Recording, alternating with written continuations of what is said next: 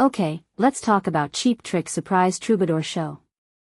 First off, imagine this, one of rock's most legendary bands, known for stadium anthems and Hall of Fame glory, playing a 500-capacity club. That's like finding out your favorite skyscraper is secretly a cozy cabin in the woods.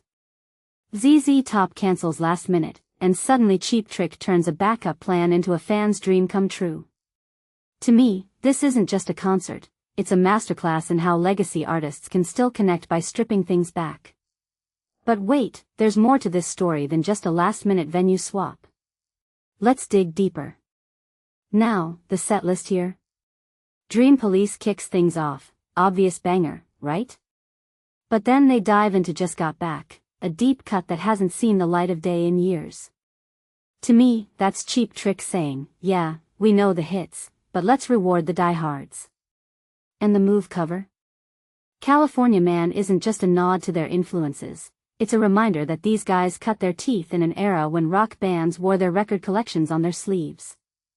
But here's the twist, by covering a song immortalized by Dwight Yoakam decades later, they're bridging generations. That's smart. That's Cheap Trick. Let's talk about the elephant in the room, ZZ Top's cancellation. On paper, this could have been a disaster. Instead, it became a masterstroke. Selling out the Troubadour in minutes proves that in an age of algorithm-driven playlists, people still crave intimacy. Think about it, how many bands from the 70s could fill a tiny club just by showing up? This wasn't a consolation prize, it was a flex. And the crowd? Probably paying hundreds for resale tickets they'd brag about for years. Genius move, if you ask me. Then there's the family angle. Rick Nielsen's son Dax on drums, Robin Zander's kid handling vocals. This isn't nepotism, it's legacy building. From my perspective, it's like watching a rock and roll dynasty evolve in real time. Does it work? Well, when your kid nails High Roller while you shred beside them, yeah, it absolutely works. It makes me wonder, is this the future of rock bands? Passing the torch while staying relevant? Maybe. But it's also a gamble. Would you trust your teenager to handle your life's work on stage? Cheap Trick does. That's bold. And let's not sleep on All Washed Up, their latest album. Recorded in Nashville and LA with a Grammy-winning mixer. That's not just chasing trends, it's a statement. They're blending their classic sound with modern polish. But here's the thing, while other bands phoned it in during the 2010s, Cheap Trick kept experimenting.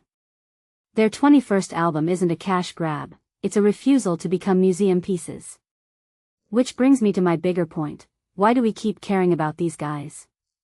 Because they're chameleons. They've survived hair metal, grunge, and TikTok by staying true to their DNA while quietly adapting. That's the secret sauce. But wait, let's zoom out. This show wasn't just about music. It was about defiance.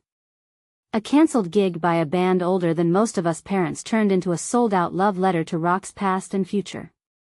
When they played Surrender, the crowd singing every word, it's not just nostalgia. It's proof that great songs transcend eras. And the encore? Auf Wiedersehen and Goodnight as closing statements? That's not just showmanship, it's poetic. Like saying, see you later, but savor this moment. So here's my closing thought, Cheap Trick's Troubadour run might seem like a footnote in their story. But really, it's a blueprint. For how bands can age gracefully without losing their edge. For how intimacy matters in an oversaturated market. And maybe, just maybe, it's a reminder that rock and roll's greatest trick isn't about stadiums or streaming numbers. It's about making 500 strangers feel like they're in on a secret. What do you think? Can legacy acts thrive in small rooms, or is this just a fleeting trend? Drop your thoughts below, let's geek out over this.